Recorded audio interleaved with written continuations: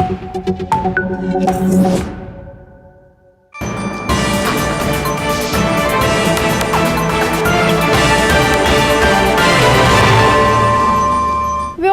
also now learning that U.S. envoy Steve Witkoff has held another round of talks with Ukrainian negotiator Rustem Umerov, the country's Security Council secretary. Senior sources tell news agencies that a meeting took place Monday in Florida as Washington pushes a U.S.-led plan aimed at ending the war in Ukraine.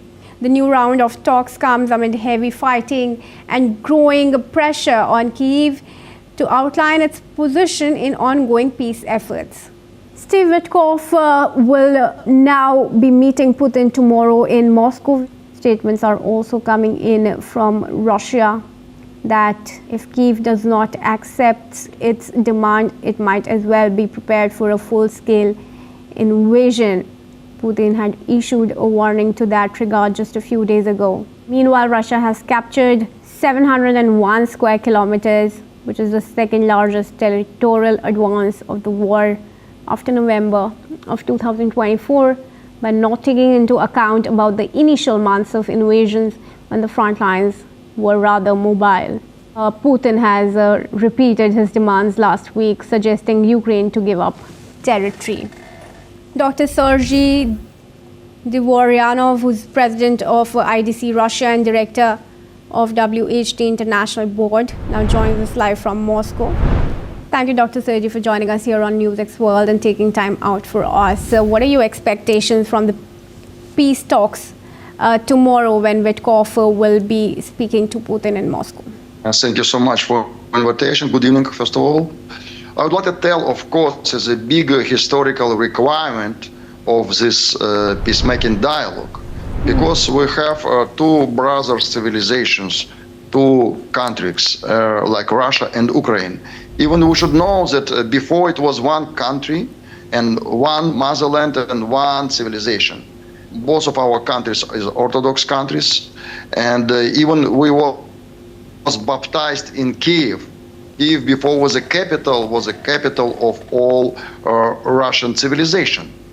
And I would like to tell and remind to you that new administration of United States, they announced even during his election, Donald Trump announced that he wants to complete this peace deal together with the partnership of Vladimir Putin.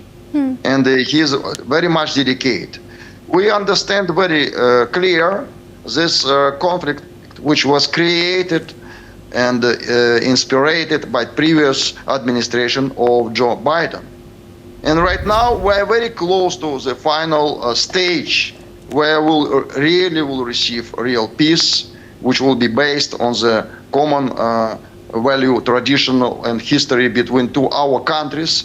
And we can expect also some change of the regime of Zelensky, because even right now, Mr. Zelensky, he is not president of Ukraine. He was not re-elected.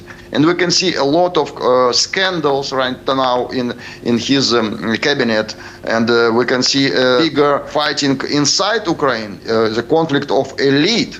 But come to the nation, to the will of nation. All Ukrainian nations, they completely understand and realize they was cheated by Mr. Zelensky, because during his election he promised that he will bring peace. During his election he promised that it will be a real dialogue with Russia, but he bring his nation to the war, to the conflict, to destruction. And right now, very soon, believe me, we can expect that he will be removed, and we'll see the new real leader of Ukraine who will put his signature on this peace deal. But Dr. Dvorianov, there are allegations that Russia is making rather maximalist demands. Many people are in fact saying the war would come to an end the moment Putin decides to do so.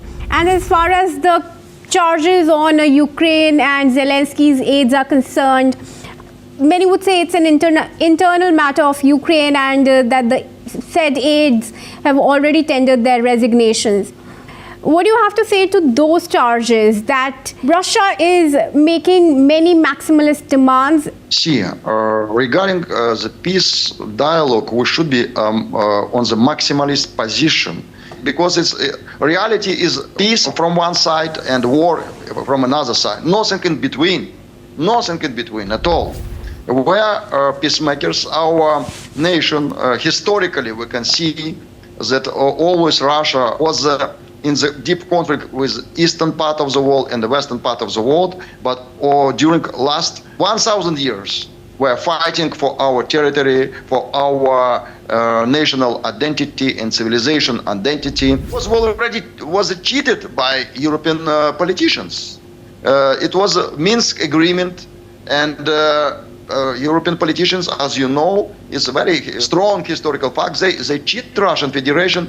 Even previous Chancellor Angela Merkel, she very proudly, openly announced that yes, regarding the Minsk agreement, we just want to buy the time. Then we know that it will be not realized. We just buy the time that will initiate this conflict with Russia. Very openly they announce about their cheatings. That's why right now we should be maximalist position, because otherwise we will be cheated again.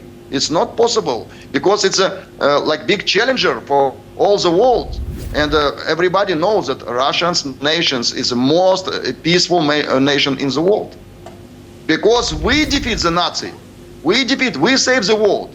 Hitler was destroyed by most biggest contribution of Russian nation, 20 million lives. We should not forget about that. 20 million lives. That was the price of victory, of our victory. All right. I request you, Dr. Dvorianov, to stay on with us, and thank you.